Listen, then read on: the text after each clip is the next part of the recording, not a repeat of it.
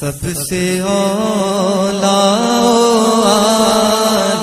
ہمارا نبی۔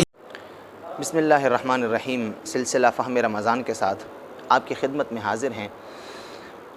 آج جس عنوان پہ مختصر بات ہوگی وہ ہے لیلۃ القدر کے متعلق ایک غلط فہمی کا ازالہ۔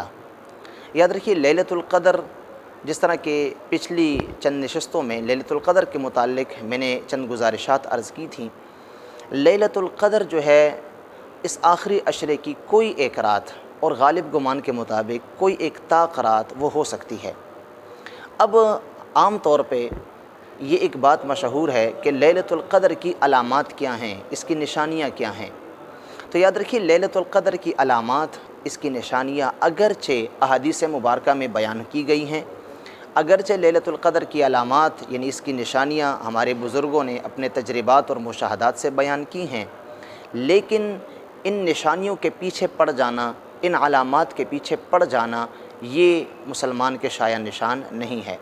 مطلب یہ ہے کہ یہ علامات اور نشانیاں جو لیلۃ القدر کی ہیں، یہ ہر کسی کو دکھائی نہیں دی جا سکتی، بلکہ جو اللہ کے نیک بندے ہیں، جو کہ شب زندہ دار ہیں، جو کہ پورا سال شب بیداری کرتے ہیں، اللہ کی عبادت کرتے ہیں، اللہ کو راضی کرنے کے لیے پوری رات ذکر فکر میں گزارتے ہیں، اگر وہ لوگ، وہ عظیم اور مقدس ہستیاں، اگر ایسے خوش نصیب افراد لیلۃ القدر کی علامات اور نشانیاں دیکھ لیں تو ان کے لیے ممکن ہے۔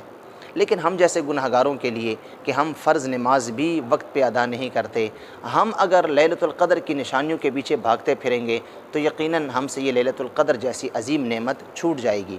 کیونکہ بہت سارے ساتھیوں کو یہ کہتے ہوئے سنا ہے کہ ہم نے تو ان طاق راتوں میں کبھی کوئی نشانی اور کوئی علامت نہیں دیکھی، تو اس کی وجہ سے وہ عبادت کرنا چھوڑ دیتے ہیں۔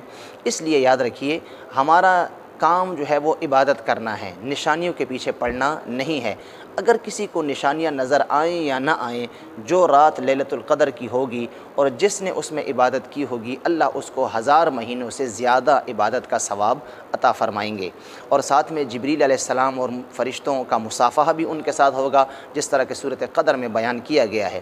تو ایسے شخص کو جس نے لیلۃ القدر میں عبادت کی، اس کو وہ تمام فضائل، وہ تمام ثواب عطا کیے جائیں گے، اگرچہ اس نے لیلۃ القدر کی علامات اور نشانیاں نہ بھی دیکھی ہوں۔